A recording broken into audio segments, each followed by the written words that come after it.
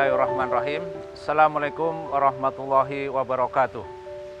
Alhamdulillah wa syukrulillah. Asyhadu an la ilaha illallah wa asyhadu anna Muhammadan abduhu wa rasuluh. Allahumma shalli ala sayyidina Muhammad wa ala ali sayyidina Muhammad. Raditu billahi rabba wa bil islami dina wa bil Muhammadin nabiyya wa rasulah. Rabbi zidni ilma warzuqni fahma. Amin. Pemirsa TVRI di rumah dan di mana saja yang insya Allah dimuliakan Allah dan dimanjakan Allah Subhanahu wa Ta'ala. Perkenalkan, saya Rahmat Mudiono, Dekan Fakultas Teknik Universitas Islam Sultan Agung Unisula Semarang, dan beserta Sivitas Akademika Fakultas Teknik mengucapkan selamat menunaikan ibadah puasa tahun 1441 Hijriah tahun ini. Semoga ibadah kita diterima oleh Allah Subhanahu wa Ta'ala sehingga menjadi insan-insan yang muttaqin muhlisina lahudin. Bismillahirrahmanirrahim. Unisula dengan membangun generasi khairul ummah yang kita rujuk dari Quran surat Al-Imran ayat 110. A'udzubillahi minasyaitonirrajim. Kuntum khairul ummatin ukhrijat linnas ta'muruna bil ma'ruf wa tanhauna 'anil munkar wa tu'minuna billah. Kita adalah generasi yang terbaik untuk manusia, mengajak kepada yang ma'ruf, mencegah dari yang mungkar, dan itu semua didasari atas beriman kepada Allah Subhanahu wa Ta'ala. Di Unisula dengan semangat bismillah membangun generasi khairul ummah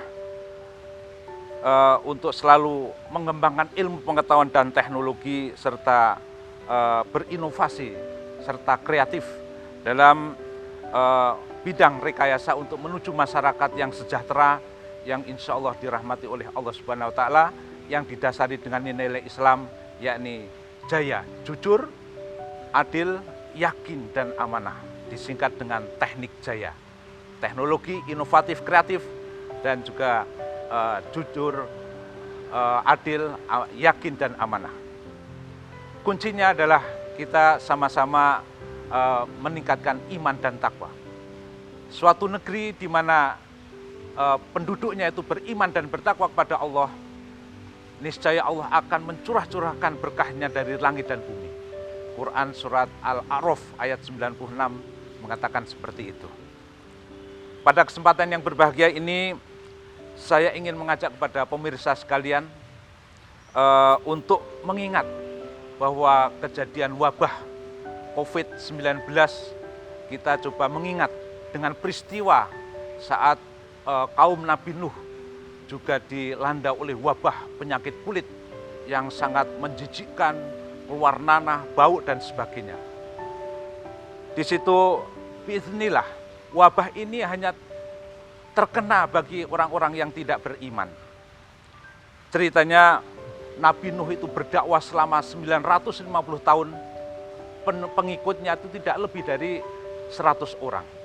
Mereka semua banyak yang mencemooh, banyak yang menghina, dan sebagainya.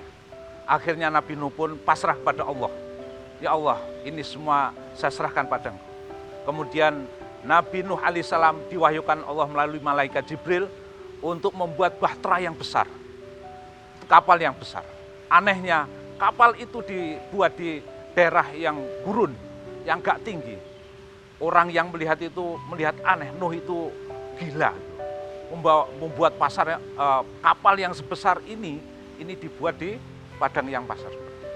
Mau dibawa ke laut bagaimana caranya? Semakin mengolok-olok dan sebagainya. Puncaknya mereka semua bersepakat bahwa mereka akan menjadikan kapal ini sebagai toilet yang besar, sehingga banyak sekali dipakai untuk buang air besar dan air kecil. Pendek cerita, akhirnya penduduk di situ tuh kena wabah penyakit kulit. Sampai bayi yang lahir pun itu sudah kena. Suatu saat ada salah satu seorang yang dia beol di situ, ya, kemudian jatuh. Setelah jatuh dari situ, alhamdulillah dengan izin Allah, penyakitnya itu menjadi sembuh semua. Akhirnya berbondong-bondong dia mengambil kotoran di situ, dihabiskan untuk obat semua. Sampai yang tersisa pun dibersihkan, dicuci, dan airnya dipakai untuk obat. Subhanallah.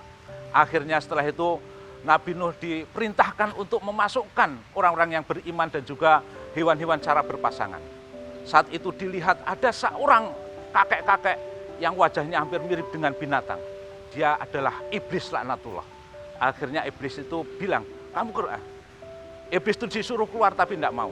Karena dia akan menyampaikan 5 hal kepada Nuh. 5 hal tapi yang akan disampaikan hanya 3 hal. Akhirnya Nabi Nuh itu dibisikkan oleh malaikat Jibril, Nuh ambillah yang 2 itu saja. Karena yang 3 itu sebenarnya tidak perlu untuk amal.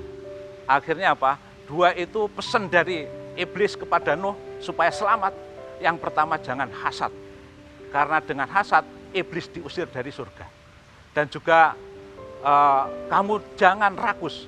Karena dengan rakus, Nabi Adam itu dikeluarkan dari surga karena rakus memakan buah khuldi. Untuk itu dengan kita berkesempatan berpuasa ini, mari kita tingkatkan iman takwa kita sehingga kita terhindar dari penyakit hasad, iri dengki, dan juga rakus. Semoga menjadi hamba-hamba Allah yang mutakin, mukhlisina lahuddin. Billahi taufik wal hidayah. Assalamualaikum warahmatullahi wabarakatuh.